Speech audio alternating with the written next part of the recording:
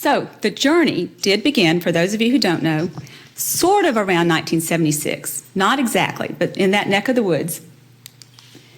It actually started to begin, I think, for years and years, even before 1968, there had been a lot of discussion, and some of you may know more about that than I do, about trying to do some sort of trail system for Bartram.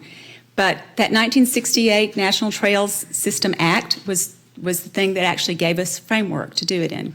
And so the idea, of course, the initial act actually had scenic and recreation and connecting and side trails. It wasn't until 1978 that the historic trails came along. So, but initially it was just those three trails. Well, when that happened, obviously there was like real impetus there to be able to put a trail together. And that was going on in every state that was involved. There were people in those states who were really pushing for that. There were just a few problems. Is that it literally required, well, okay, so initially, the trails that were initially established in 1968 were the Appalachian and Pacific Crest Trails. If anybody's been involved with, and Sam, I'm sure you know, and Brad too probably know this history of the Appalachian Trail and how many years it took to get there. So they were ready, you know, when this came along, had everything in place pretty much or close. So being able to then, and Pacific Crest as well, but so there were other trails though that were could be considered, including Bartram and the Natchez Trace. And several, I think there were 8 total initially that may have been mentioned in the act. But anyway, the idea is that we've got these 2, that's good framework to start with, kind of on either side of the country, and then where are we going to fill in from there? The problem was, there's a tough patch on the trail here, is that they had passed an act, right? They'd passed the law, but they hadn't passed a way necessarily to fund it, which is so rare, isn't it? Right? Unfunded mandates or something like that. So I know it never happens, but it did. So the problem was that then each of the states or the people who were involved had to actually get a feasibility study done in order to even put a trail suggestion up there. But in addition to that, they had to figure out, you know, who's going to fund it. And really it took an act of Congress to say, yes, we can fund this study. So knowing that, all of these groups who had been involved in each of the states started putting bills forward. So Florida, Alabama, Georgia, and there may have been another state, bills came up in 1972, 73, and 74. All of them died on the vine. They never made it far enough along for it to actually move into to be voted on even. So no funding was available at that point. And well, that clip showed they were dying in subcommittee. Thank you. Yeah, that word. So along came folks who were interested in trying to pull all this together. Now, Martha McInniss, and I don't know how many of you all are from the Montgomery area or Alabama might know Martha, or who still lives in Huntsville. She's still in Alabama. But Martha was, at the time, head of the Alabama Environmental Quality Association, which is how I came to know more about Bartram, because I worked with Martha to put a book together to do the history of the Alabama Environmental Quality Association. And so when she started telling stories about how that organization started and then how they became involved with Bartram and all the other ways that they connected with the idea of trails and recreation areas and preservation, then that was when I started putting the pieces together, at least. So Martha was a Montgomery native, grew up on a dairy farm here in Montgomery County, and went off into the world to become a faculty member at Arizona State, I believe, fashion merchandising, had two degrees and was probably going to work on a PhD, but she got a little tired of living out west. And at that particular time, apparently, Southerners were not always loved wherever they went.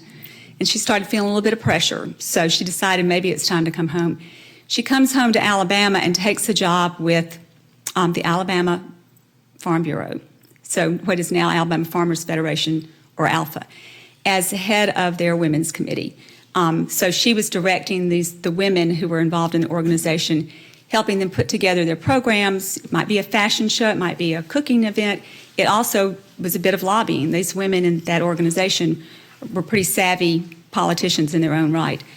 So Martha gets in there and starts working with these women and realizing that this group of women are just a wealth of both savvy and energy and power to some degree too.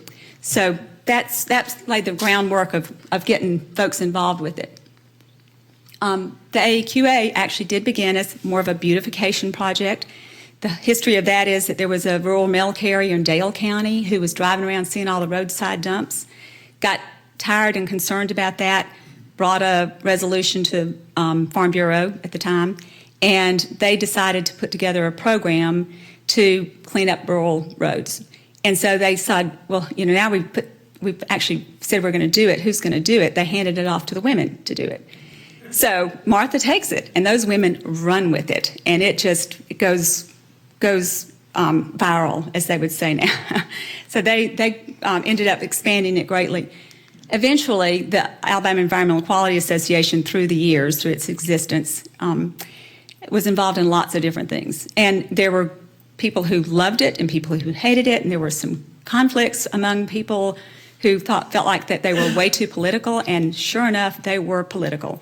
Martha, not only was Farm Bureau involved, but Martha knew how to gather influencers to her, and including George Wallace and Albert Brewer. She worked the government level, but she certainly knew how to play the politics and do it in a way that benefited the AEQA and hopefully the state most of the time too. But they were involved in lots of different things. So obviously AEQA began with women. They were the strength of it. A woman was leading it. They were the ones who took this little project and ran with it. The AEQA started as this small rural cleanup organization and ended up as a nonprofit that was funded by the state of Alabama, which was part of the problem that they had with their long-term existence. But they ended up being pretty darn powerful in their day as well, and actually did a lot of important things: recycling, waste management, lots of things that they had a great influence on. So then the Bartram Trail Conference. So their strength was partly in numbers, right? So you get a lot of people together. And this is just an idea of the number of groups that were then and still are involved. So diverse groups of people who were involved with the Bartram Trail Conference when it started, and a lot of them were garden clubs, and there were a lot of women involved who were the shakers and the movers in the environmental sector, in history, and in garden clubs and things like that. So tourism bureaus and chambers of commerce as well. So how does AEQA and the Bartram Trail Conference come together, right? So Martha was at least one of the people who realized that if we want to get a bill through Congress, then we don't need to go state by state or a couple of states at a time. We need to go as a block. We need all the states together, come together, let's propose something, get our legislators, our congressmen, mostly men, I guess it's all men at the time, to push this forward. And so she suggested to her friend George Wallace that he do this invitation to all of the governors. And so she wrote the letter that he sent, or somebody in her office did. He signed it, they sent it out, and voila, here we are, right? So a little more complicated than that. So that's Martha. She knew how to leverage those connections. She, by that time, so this AEQA officially started in 72, 73. By 74, 75, she was, really well attached to people and knew how to leverage those things. So she got busy with them, and so got that going. Then, when they sent the call out, I think the estimates were more than 90 people showed up for the first one, and every state sent representatives. And at that point, they listed 8 states. So the only state that wasn't listed was Virginia, which I guess is still part of that trail, but I guess has been less involved. As you look at a map, it looks like there's origins there. Is anybody here from Virginia? No? Is that just not even part of the, okay. All right. See, this is my ignorance about how the conference works too. But so anyway, they show up in Montgomery, Alabama, November 3rd through the 4th, and sure enough, they come together, right? So they start working on putting things together. At that point, I think it was called the Bartram Trail Southeastern Conference Symposium, or it had a slightly different name in the very beginning. But within a year or so, it had become the Bartram Trail Conference. It had a couple of different iterations of names. Wait a minute, let's see, we can go. Okay, so a lot of the people that did come to this were garden club people. So why in the world is a garden club part of this, right? So a lot of it is, this is something that I've learned, my image of a garden club, having never been a garden club member, and having grown up where the garden clubs, I never saw them garden, but they had really great teas, and flower shows and things like that. So, which was a really erroneous opinion, because there are a lot of those people in those garden clubs who have done amazing work, and they were some of the initial actual environmentalists. So the garden clubs originally, the first garden club, the first botanical society in the Southeast and maybe even in the U.S. was established in Union Springs, Alabama. The Chinonoogie Ridge Horticulture Society, I think is what they called it. So, that was not just women. There were men involved in that too. In fact, there was a physician down there who donated land and was trying to work together to put a garden together for the community. They were interested in preservation of species. They were interested in taking care of the land. They were interested in growing flowers and growing food and lots of different things. But they were actually very interested in the idea of how do we take care of our resources. And through the years, garden clubs have been very involved in a lot of land preservation projects and things like that. So it's not as, for me, I was like, wow, who knew, right? So, but they've done a lot of great work through the years. But they were a big part of that. But there were also all these environmental groups involved. There were those governmental agencies. There were people from all walks of life who came to to the Bartram Trail Conference and were interested in doing this. So one of the reasons that we're looking at this is that Catherine, 2 or 3 years ago, maybe not quite that long, asked me to work on a chapter for an upcoming book about the women of the Bartram Trail Conference, and so Martha being part of that. So that's where a lot of this information has come from. So when I started working with Martha, she gave me a stack of scrapbooks. Those people at the AEQA knew how to keep records, and they pasted it in these scrapbooks that are like that tall, that wide, the big black kind like that. So she gave me, the back of my car was filled with these. I took them home and I spent about a year going through those scrapbooks to put together this initial book. So after Catherine asked me way back when, I've spent more time going through that book, and also all kinds of archival photos and things. And there's so much information there. There's like this gold mine of information, to me at least, that is just remarkable. Lots of news clippings. So we're getting not just the story that came out from the organizations, but actually stories that ran in the press. And some of them are critical, some of them are positive. It's just really been fascinating to be able to go through all those books, except that I've learned that I may have to get a table because I am too old to squat on the floor cross-legged anymore. I can't get back up when I get down there with it. But anyway, so the thing that you run through as you go through these books are all of these images of the people who were involved in it through the years. So I found 4 names that I felt like probably people here either knew or would know more about. So the first one was, do y'all know who Jane Yarn is? Those of you from Georgia, I'm sure, are pretty much familiar with Jane. Just, what an amazing woman, and who went on to work with Jimmy Carter when he was governor, and also when he became president, she worked with him. There is a center, for those who don't know, at Tallulah Falls, Tallulah Gorge. There's an interpretive center there for her. So she was, one of the people who was really deeply involved early on. Another is Sandra Smith Thompson Herman. Those of you, my lunchtime Louisiana folks, y'all know. Do y'all know her well? Know her at all? So she, I believe, is still very much alive, still living in Louisiana.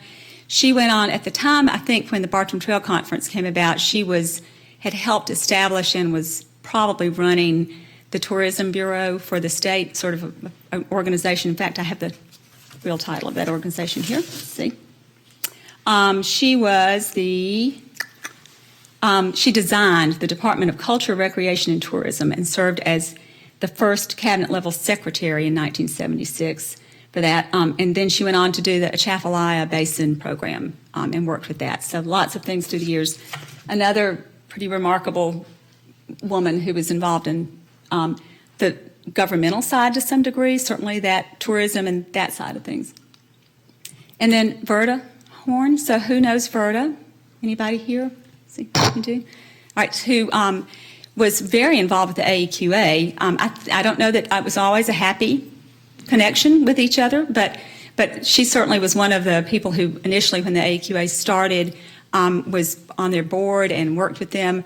There's some great pictures of her that because my scanning skills are about as good as my speaking skills. Berta with her birding things right here. But she was involved in lots of different things, and so when the Bartram Trail Conference came about, she was one of the people who began working with that as well. And then the last person who I've not been able to get pictures of yet, but this was at 2 o'clock this morning, so my web searches might not have been quite as good, is Van Blanchard. So anybody from Florida knows Van? Okay. Well, know of her at least, yes, yeah. So she was the Florida Federation of... Yeah. Say that again?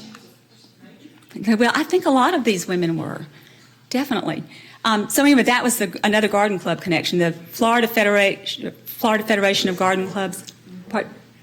Yes, okay. And in Pensacola, she was in the Pensacola area, I believe, involved there too. So anyway, just another amazing woman who was working in it.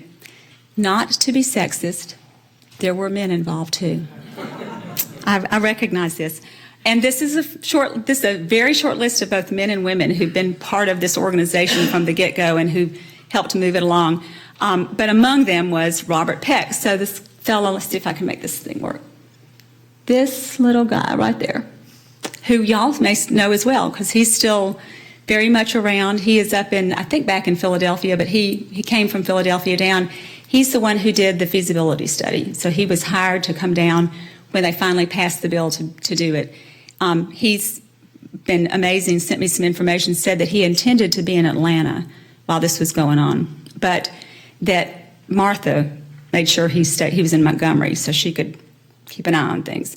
So he learned a lot about collard greens and lots of different things while he was down here and thoroughly enjoyed his time in the South, and he's the one who put together the big study for us.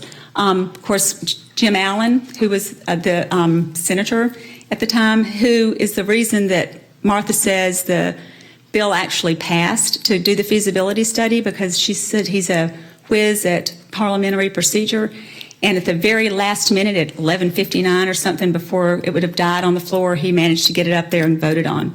So he helped immensely. He was one of the many congresspeople across the states who were involved in that. Then, of course, this fella down here is a guy named Randall Rourke. This is a more recent picture of him. I've never met Randall, nor have I been able to talk to him, but he did a study for the Bartram Heritage Center that was going to be placed on Parker's Island at Fort Toulouse. So the island that's still there, but I think it moves around some as the tides change, or they were trying to figure out a way to put a heritage center that would be for the entire region, but put it there on the island. It was one of the ideas to do that. So he is actually an architect and community planner who worked on that particular study.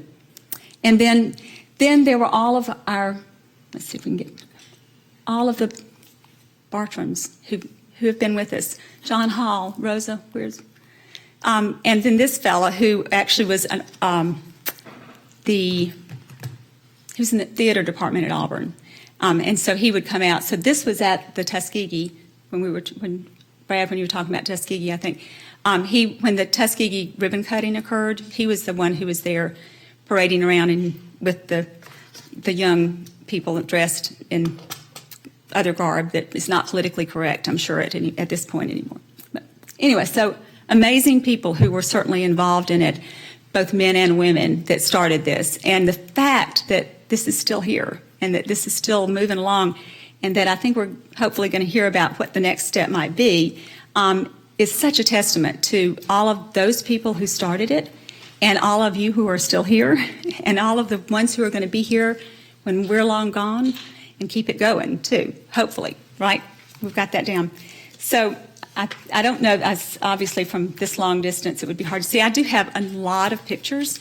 I still have all of those scrapbooks at my house that I keep threatening to just show up here and just bring. Can I just drop them on the doorstep? No, probably not. Okay. Yeah. Oh, you mean I can't just walk away? They've become part of my life. They're like the furniture in my house now. So I feel very attached to them, but at some point, we've got lots of resources that could be useful, I think, for the conference and for people as well down the road. And I think that's it. Let me make sure. I think that's the last slide. Oh, wait, no, I have a few just to run through. So the journey and the legacy continues. Even though we didn't realize the initial goal, there is still hope. And then there's all these trails ahead that we can forge along. So that's it. All right. Thank y'all.